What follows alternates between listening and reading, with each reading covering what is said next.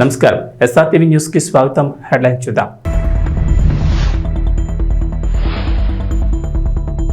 August 27న AP cabinet భేటీ. పలు అంశాలపై చర్చించనున్న మంత్రివర్గం. కాగిత రహిత మంత్రివర్గ భేటీ నిర్వహించాలని నిర్ణయం.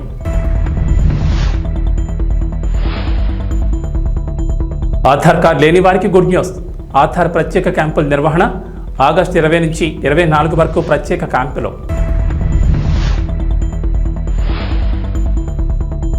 మళ్లీ ఫోన్పే, గూగుల్ పేలలో కరెంటు బిల్లులు. డిస్కమ్లు బీపీపీఎల్లో చేరిపోవడంతో అవకాశం. ప్రతి పేమెంట్పై డిస్కమ్లపై ₹2 భారం.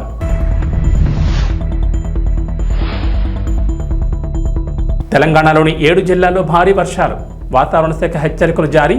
హైదరాబాద్కు రెడ్ అలర్ట్ జారీ. ఆగస్టు 27వ తేదీన ఏపీ కేబినెట్ భేటీ జరగనున్నట్లు తెలుస్తోంది. సచివాలయంలో సీఎం చంద్రబాబు అధ్యక్షతన ఆంధ్రప్రదేశ్ మంత్రివర్గం సమావేశం కానున్నట్లు సమాచారం. ఈ సమావేశంలో ప్రభుత్వం పలు కీలక ప్రతిపాదనలపై చర్చించే అవకాశం ఉంది. అలాగే ఏపీ కేబినెట్ భేటీ కోసం సీఎం నారా చంద్రబాబు నాయుడు మరో కీలక నిర్ణయం తీసుకున్నారు. ఇకపై పేపర్లెస్ కేబినెట్ మీటింగ్ జరపాలని నిర్ణయించారు. ఈ క్రమంలోనే ఆగస్టు 27వ తేదీ కూడా కాగిత రహిత కేబినెట్ భేటీ నిర్వహించనున్నారు. పేపర్లకు బదులుగా మంత్రులకు ట్యాబ్లు, ఐప్యాడ్లు ఇవ్వనున్నారు. అయితే 2017లోనూ చంద్రబాబు ఎలాంటి నిర్ణయం తీసుకున్నారు. కేబినెట్ సమావేశాలను పేపర్లెస్గా నిర్వహించే ప్రక్రియకు శ్రీకారం చుట్టారు. ఇప్పుడు ఏపీ ముఖ్యమంత్రిగా మరోసారి బాధ్యతలు స్వీకరించిన చంద్రబాబు నాయుడు అదే పద్ధతి ఫాలో కావాలని నిర్ణయం తీసుకున్నారు. దీని గురించి గత మంత్రివర్గ సమావేశంలోని మంత్రులకు తెలియజేశారు. ఎలక్ట్రానిక్ పద్ధతిలో కేబినెట్ మీటింగ్ జరుగుతుందని, మంత్రులకు ట్యాబ్లు ఇస్తామని చెప్పారు. ఆ ప్రకారమే త్వరలో జరిగే మంత్రివర్గ సమావేశాన్ని కాగితరహితంగా నిర్వహించనున్నారు. మరోవైపు మంత్రివర్గ సమావేశంలో చర్చించే ఎజెండా ప్రకారం ప్రతి కేబినెట్ భేటీకి 40 సెట్ల నోట్స్ ముద్రిస్తున్నారు. దీనివల్ల ప్రింటింగ్ ఖర్చులు అధికమవుతున్నట్టు చంద్రబాబు భావిస్తున్నారు. మంత్రులకు ఐప్యాడ్లు అందించి నోట్స్ మొత్తం సాఫ్ట్ కాపీల రూపంలో అందజేస్తే ప్రింటింగ్ ఖర్చులు ఆదా అవుతాయనే ఆలోచనతో పాటుగా మంత్రివర్గంలో చర్చించే అంశాలు లీక్ కావనే ఆలోచనతోనే ఈ నిర్ణయం తీసుకున్నట్లు తెలుస్తోంది. మన దేశంలో ప్రస్తుతం ఏ పని జరగాలన్నా కూడా ఆధార్ కార్డు అనేది తప్పనిసరిగా మారిపోయింది. ప్రభుత్వానికి చేసుకునే దరఖాస్తుల దగ్గర నుంచి సంక్షేమ పథకాల వరకు ప్రతి అంశానికి ఆధార్ కార్డు కావాల్సి ఉంటుంది. ట్రైన్ రిజర్వేషన్ దగ్గర నుంచి తిరుమల శ్రీవారి దర్శనం వరకు అన్నింటికీ ఆధారే ఆధారం. ఈ నేపథ్యంలో భారతీయ పౌరులందరికీ ఆధార్ కార్డులు ఉండేలా ప్రభుత్వాలు చర్యలు తీసుకుంటున్నాయి. ఇందుకోసం ప్రత్యేకంగా క్యాంపులు కూడా నిర్వహిస్తున్నాయి. అలాగే ప్రభుత్వాలు అందించే సంక్షేమ పథకాలకు ఆధార్ కార్డులను ప్రామాణికంగా తీసుకుంటున్నారు. ఇక లబ్ధిదారుల ఎంపికలో ఆధార్ కార్డులు చాలా కీలకంగా ఉన్నాయి. ఆధార్ కార్డుల్లో తప్పుల కారణంగా లబ్ధిదారులు ఇబ్బందులు పడుతున్న ఘటనలు కూడా అక్కడక్కడ చూస్తున్నాం. ఈ పరిస్థితులను దృష్టిలో పెట్టుకుని ఏపీ ప్రభుత్వం కీలక నిర్ణయం తీసుకుంది. విద్యుత్ వినియోగదారులకు గుడ్ న్యూస్. మునుపట్లాగే మొబైల్లో ఫోన్పే, గూగుల్ పే, పేటీఎం లాంటి యాప్ల ద్వారా కరెంటు బిల్లులు కట్టేందుకు మార్గం సుగమైంది. రిజర్వ్ బ్యాంక్ ఆఫ్ ఇండియా మార్గదర్శకాల ఫలితంగా జూలై 1 నుంచి కరెంటు బిల్లుల చెల్లింపులు థర్డ్ పార్టీ యాప్లను నిషేధించిన విషయం తెలిసిందే. అయితే విద్యుత్ బిల్లుల చెల్లింపులను సరళీకృతం చేసేందుకు తెలంగాణలోని టీజీఎస్పీ డీసీఎల్, టీజీఎన్పీ డీసీఎల్, ఆంధ్రప్రదేశ్లోని ఏపీసీపీడీసీఎల్లో భారత్ బిల్ పేమెంట్ సిస్టంలు చేరిపోయాయి. డిస్కమ్లు బీబీపీఎస్లోకి రావడంతో ఇకపై బ్యాంకులు, ఫిన్టెక్ యాప్లు, వెబ్సైట్లతో పాటు బీబీపీఎస్ ఆధారిత ప్లాట్ఫామ్ల ద్వారా కూడా కరెంటు బిల్లులను సురక్షితంగా చెల్లించవచ్చని అధికారులు ప్రకటించారు. విద్యుత్ సంస్థలు బీబీపీఎస్లోకి చేరుతుండటంతో యూపీఐ చెల్లింపులకు మార్గం సుగమవుతోంది.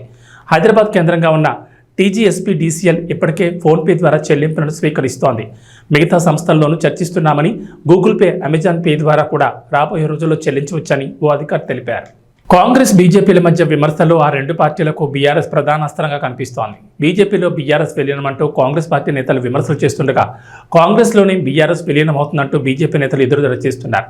తెలంగాణ అసెంబ్లీ ఎన్నికల కంటే ముందు నుంచే బీఆర్ఎస్ బీజేపీలో విలీనమవుతుందని మొదట కాంగ్రెస్ నేతలు ఆరోపించగా, తెలంగాణ ఎన్నికల్లో కాంగ్రెస్ ఎన్నికల్లో గెలిచి అధికారంలోకి వచ్చిన తర్వాత కాంగ్రెస్లో బీఆర్ఎస్ విలీనమంటూ రెండు పార్టీల నేతలు ప్రచారం చేస్తున్నారు. ఈ క్రమంలోనే తాజాగా కేంద్ర మంత్రి బండి సంజయ్ సంచలన వ్యాఖ్యలు చేశారు. త్వరలోనే కాంగ్రెస్ పార్టీలో బీఆర్ఎస్ విలీనమవుతుందని బీజేపీ సీనియర్ నేత కేంద్ర మంత్రి బండి సంజయ్ వ్యాఖ్యానించారు. కాంగ్రెస్ పార్టీలో కేసీఆర్కు ఏఐసీసీకి పంపిస్తారని, తెలంగాణ పీసీసీ అధ్యక్షుడిగా కేటీఆర్ నియమిస్తారని, ఇక కల్వకుంట్ల కవితకు రాజ్యసభ సీటు ఖాయం చేస్తారని బండి సంజయ్ తెలిపారు. తాజాగా మీడియాతో మాట్లాడిన బండి సంజయ్ కాంగ్రెస్ పార్టీ, బీఆర్ఎస్ పార్టీలపై విమర్శలు గుప్పించారు. పొత్తు పెట్టుకుని పదవులు పంచుకున్న చరిత్ర కాంగ్రెస్ పార్టీది, బీఆర్ఎస్లదని పేర్కొన్నారు. ఇక ఢిల్లీ లిక్కర్ పాలసీ కేసులో అరెస్ట్ అయి ఢిల్లీలోని తిహార్ జైల్లో కస్టడీలో ఉన్న కల్వకుంట్ల కవిత బెయిల్కు బీజేపీకి ఏం సంబంధం ఉందని బండి సంజయ్ ప్రశ్నించారు. సెలవులు రావడంతో ఉభయ తెలుగు రాష్ట్రాల్లో ప్రయాణాలు పెరిగాయి. హైదరాబాద్లో ఉద్యోగం చేస్తున్న వారు 5 రోజుల సెలవులు రావడంతో సొంత ఊళ్ళకు బయలుదేరుతున్నారు. అయితే బస్సుల్లో ఛార్జీల మొత్త, రైళ్లలో టికెట్ల రద్దీతో ఇబ్బందులు పడుతున్నారు. ఈ నేపథ్యంలోనే దక్షిణ మధ్య రైల్వే ప్రయాణికులకు గుడ్ న్యూస్ చెప్పింది. వీకెండ్లో ప్రయాణికుల రద్దీని దృష్టిలో పెట్టుకుని ప్రత్యేక రైలు నడుపుతోంది. ఈ విషయాన్ని సౌత్ సెంట్రల్ రైల్వే ఓ ప్రకటనలో తెలిపింది. సికింద్రాబాద్, నర్సాపూర్, కాకినాడ, సికింద్రాబాద్, కాచిగూడ, తిరుపతి రూట్లలో ఈ రైలు నడుస్తాయని దక్షిణ మధ్య రైల్వే వెల్లడించింది. స్వయంభూ శ్రీ కాణిపాక వరసిద్ధి వినాయక స్వామిని ఆంధ్రప్రదేశ్ శాసనసభ స్పీకర్ అయ్యన్న పాత్రుడు దర్శించుకున్నారు. శుక్రవారం సాయంత్రం శ్రీ వినాయక స్వామివారి దర్శనార్థం ఆంధ్రప్రదేశ్ శాసనసభ స్పీకర్ కుటుంబ సమేతంగా విచ్చేగా పోతలపట్టు ఎమ్మెల్యే డాక్టర్ కలికిరి మురళీమోహన్, కాణిపాక ఆలయ ఈవో కె వాణి స్వాగతం పలికారు. శాసనసభ స్పీకర్ని మేళతాళాలతో పూజా సామగ్రిని తీసుకెళ్లి వినాయక స్వామివారికి ప్రత్యేక పూజలు నిర్వహించి దర్శించుకున్నారు. అనంతరం ఆశీర్వాద మండపంలో శాసనసభ స్పీకర్కు పోతలపట్టు ఎమ్మెల్యే, ఆలయ ఈవో, వేద పండితులచే శ్రీ వినాయక స్వామివారి చిత్రపటాన్ని, శేష వస్త్రాలు, ఆశీర్వాదం అందించి శ్రీ వినాయక స్వామివారి తీర్థప్రసాదాలు అందించారు. ఈ కార్యక్రమంలో DRO Pullaiah, RDO Chinnaiah, DSP Sudhakar Reddy, tahsildar Mahesh, ఆలయ ఏయుఓ విద్యాసాగర్ రెడ్డి, సూపరింటెండెంట్ కోదండపాణి, ఇన్స్పెక్టర్ రవి తదితరులు పాల్గొన్నారు. నేను స్పీకర్గా ప్రమాణ స్వీకారం చేసిన తర్వాత మొట్టమొదటిసారిగా తిరుపతి వెంకన్న స్వామి దర్శనం కోసం రావడం జరిగింది. తర్వాత అమ్మవారి పద్మావతి అమ్మవారిని కూడా దర్శనం చేసుకొని మరి మన ఇక్కడ టెంపుల్కి రావాలని చెప్పి ఆలోచించాం. నాకు ఈ టెంపుల్ చాలాసార్లు వచ్చాను ఇంతకుముందు. స్పీకర్గా మొట్టమొదటి మళ్ళీ ఫస్ట్ టైం రావడం జరిగింది. స్వామి ఆశీర్వాదం తీసుకున్నాను. స్వామివారిని నేను కోరింది ఏంటంటే, గత 5 సంవత్సరాల్లో కొంతమంది దోపిడీదారులు అన్నమండి ఏమనుకోండి, రాష్ట్రాన్ని సర్వనాశనం జరిగిన సంగతి మనకు తెలుసు. విచ్చలవిడి దోపిడీ జరిగింది. రాష్ట్రం అన్ని రంగాల్లో కూడా నష్టపోయిన సంగతి మనం అందరూ చూసాం. మొన్న ఎలక్షన్లో ప్రజలు మంచి తీర్పు ఇచ్చారు. రాష్ట్ర భవిష్యత్తును దృష్టిలో పెట్టుకొని ఓటింగ్ జరిగింది.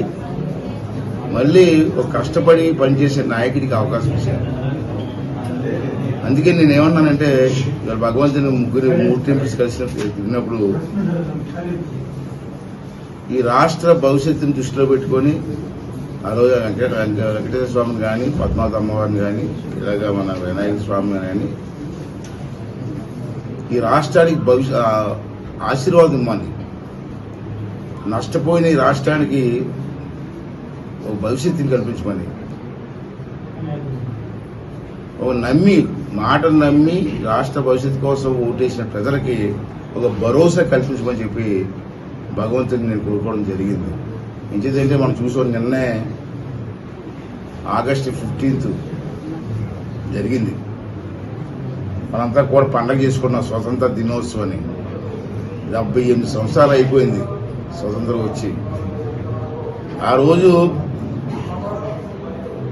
దేశ స్వతంత్రం కోసం ఎంతో మంది మహానుభావులు ప్రాణత్యాగం చేశారు. త్యాగం వేరు, ప్రాణత్యాగం వేరు. ప్రాణత్యాగం చేశారు.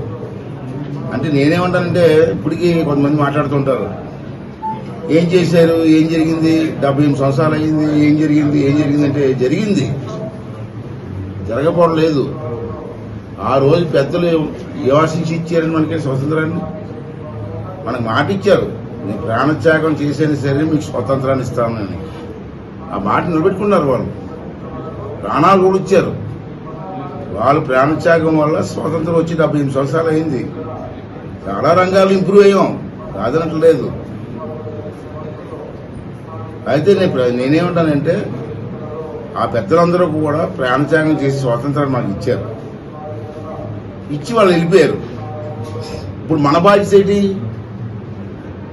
వాళ్ళ త్యాగాన్ని మట్టిపాలు చేయడమా, వాళ్ళ త్యాగాన్ని నాశనం చేయడమా?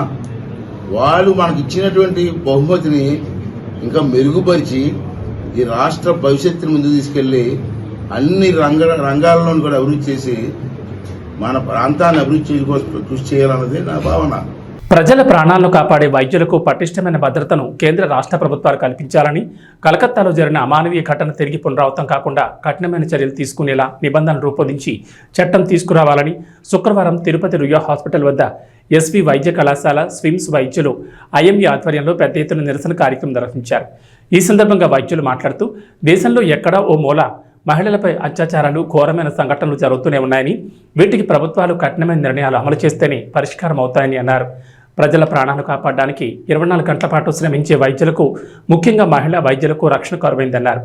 దేశంలో ఏదో ఒక సంఘటన జరిగినప్పుడు మాత్రమే ప్రభుత్వాలు కంటితుడుపు చర్యగా వ్యవహరించి కఠిన చర్యలు తీసుకుంటామనే హామీలు ఇవ్వడం కాకుండా వైద్యుల రక్షణకు ప్రత్యేక చట్టాన్ని తీసుకురావాలని డిమాండ్ చేశారు.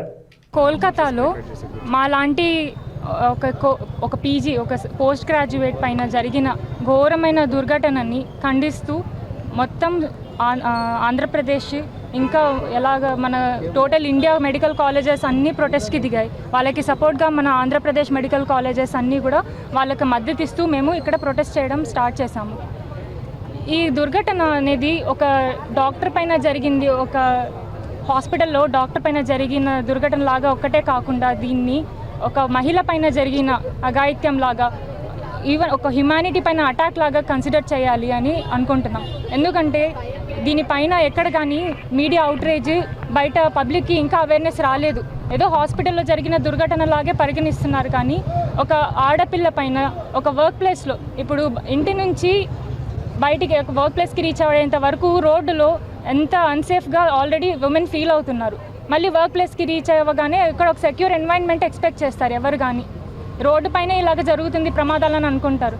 కానీ మనం సెక్యూర్గా ఫీల్ అయ్యే ఒక వర్క్ ప్లేస్లోనే ఇలాంటి దుర్ఘటన జరిగింది అంటే సేఫ్టీ కన్సర్న్స్ అనేది ఇష్యూస్ గురించి మనం ఆలోచించాల్సి ఉంది. ఇలాగ ఎందుకు జరుగుతున్నాయి అంటే కనీస వసతులు లేనందువల్ల, హాస్పిటల్లో సెక్యూరిటీ లేనందువల్ల ఇలాంటి ఇష్యూస్ రైజ్ అవుతున్నాయి. ఇదొకటి విషయం ఎందుకు జరుగుతున్నాయి వర్క్ ప్లేస్ ఎన్వైర్న్మెంట్లో అని. ఇంకొకటి ఏమంటే ఈ రేప్ అండ్ మర్డర్ అనే ఇలాంటి థింగ్స్, ఇలాంటి టర్మ్స్ అనేది ఎంత కామన్ అయిపోయింది అంటే పీపుల్ అంతా అసలు డీసెన్సిటైజ్ అయిపోయి ఉన్నారు. దీనికి కొంచెం కూడా చలనం లేకుండా అయిపోతుంది. జస్ట్ అనదర్ న్యూస్ లాగా అయిపోయింది. రోజు న్యూస్లో చదువుతున్నాం, ఒక చోట రేప్ జరిగింది, ఒక మర్డర్ జరిగింది అంటే అదొక కామన్ విషయం అయిపోయింది. నిర్భయ ఇన్సిడెంట్ జరిగితే అప్పుడు అలాంటప్పుడు ఎంత అవుట్రేజ్ ఉన్నింది, మొత్తం పీపుల్ ఎలా రెస్పాండ్ అయి ఉన్నారు సొసైటీగా. ఇప్పుడు ఇన్ని సంవత్సరాల తర్వాత మళ్ళీ అలాంటి ఒక ఘోరమైన ఇన్సిడెంట్ జరిగినప్పుడు ఎందుకు పబ్లిక్ కానీ ఎక్కడ కానీ అంత అవుట్రేజ్ లేదు అంటే మనం అంత ఇన్సెన్సిటివ్ అయిపోయినామా, ఈ కండిషన్స్కి అలవాటు అయిపోయినామా. కాబట్టి ఫస్ట్ మనం ప్రభుత్వం నుంచి, సెంట్రల్ గవర్నమెంట్ నుంచి, స్టేట్ గవర్నమెంట్ నుంచి మాకు కొన్ని డిమాండ్స్ ఉన్నాయి. సెంట్రల్ గవర్నమెంట్ నుంచి అయితే సెంట్రల్ ప్రొటెక్షన్ యాక్ట్ అనేది మేము అందరం డిమాండ్ చేస్తున్నాం నేషన్ వైడ్. ఇంకా మన స్టేట్ గవర్నమెంట్, మన స్టేట్ ఇక్కడ ప్రభుత్వం నుంచి మా డిమాండ్స్, అందరు మెడికల్ కాలేజెస్ నుంచి మా డిమాండ్ వచ్చి ఒక స్పెషల్ ప్రొటెక్షన్ ఫోర్స్ అనేది. స్పెషల్ ప్రొటెక్షన్ ఫోర్స్ అంటే ఇప్పుడు మనకి డాక్టర్లకు కానీ, ఇక్కడ వర్క్ చేసే నర్సులకు కానీ, టెక్నీషియన్ల వాళ్ళకి కానీ కనీస భద్రత అనేది లేదు. ఎప్పుడు కానీ కాన్స్టెంట్గా పేషెంట్స్కి కానీ ప్రజలకి అందుబాటులో ఉండేది, వాళ్ళతో ఇంటరాక్ట్ అయ్యేది ఎప్పుడు కానీ 24 hours రౌండ్ ద క్లాక్ ఉండే వ్యవస్థ ఇక్కడ హెల్త్ కేర్ ప్రొఫెషన్ ఒక్కటే. హెల్త్ కేర్ ప్రొఫెషన్లో వర్క్ చేసే ఆ ప్రొఫెషనల్స్ అందరూ కూడా కాన్స్టెంట్ థ్రెట్లో ఉంటారు. ఎవరైనా బంధువులు కొంచెం అజిటేట్ అయినా కానీ, ఎవరైనా ఇబ్బంది కలిగిస్తున్నా కానీ వాళ్ళ ఇమోషన్స్కి ఫేస్ చేసేది అంతా కూడా మన డాక్టర్స్, మన సిస్టర్లు, ఇక్కడ పనిచేసే ప్రభుత్వ ఆసుపత్రుల్లో పనిచేసే టెక్నీషియన్స్ వాళ్ళు మాత్రమే. కాబట్టి వాళ్ళ ఇమోషన్స్లో తప్పు లేదు. కానీ వాళ్ళ ఒకవేళ ఏమన్నా కండిషన్స్ కొంచెం ఇబ్బందికరంగా అయిపోయింది, ఎక్కడ మనకి ఏమంటారు భద్రత లేకుండా పనిచేస్తున్న మన డాక్టర్స్కి భద్రత కల్పించాలి. ఇక్కడ హెల్త్ కేర్ ప్రొఫెషనల్స్ అందరికీ కూడా భద్రత, కనీస వస్తువులు కావాలని స్పెషల్ ప్రొటెక్షన్ ఫోర్స్ అనేది డిమాండ్ చేస్తున్నాం. దాంతోపాటు అలాగా దోషుల్ని పట్టుకోవడానికి కూడా ఫస్ట్ ఆఫ్ ఆల్ వాళ్ళని పట్టుకోవడానికి కరెక్ట్గా సెక్యూరిటీ కెమెరాస్ అవన్నీ కూడా కావాలి అన్ని మెడికల్ కాలేజెస్లో. ప్లస్ కనీస వస్తువులు అంటే సీసీటీవీ కెమెరాస్, స్ట్రీట్ లైట్స్, డ్యూటీలు 24 గంటలు, 34 గంటలు, 48 hours. ఇప్పుడు డబుల్ డ్యూటీ అని ఉంటుంది, 48 hours. దాని పక్కన రోజు, ఇంకో రోజు కూడా డ్యూటీ కంటిన్యూ చేస్తాం. 60 గంటలు కూడా డ్యూటీ చేస్తారు. అలాంటి డ్యూటీస్ చేస్తున్నప్పుడు కనీస వస్తువులు ఇక్కడే ఉండిపోతారు. డ్యూటీ అంటే రెసిడెంట్స్ అంటే డాక్టర్స్ కానీ, ఈజీస్, ఇంటర్న్స్ అందరూ హాస్పిటల్లోనే ఉంటారు. వాళ్ళకి కనీస వసతులు లేకుండా కనీసం వాష్రూమ్స్కి, బాత్రూమ్స్ కూడా ఉండవు. ఇదంతా హైజీనిక్ కన్సర్న్స్, వాళ్ళ హెల్త్ ఇష్యూ కూడా ఉంటుంది ఇలా కన్సిడర్ చేస్తే. కాబట్టి ఈ కనీస వస్తువులు మన స్టేట్ గవర్నమెంట్ నుంచి మేము ఎక్స్పెక్ట్ చేస్తున్నాం. ఓకే.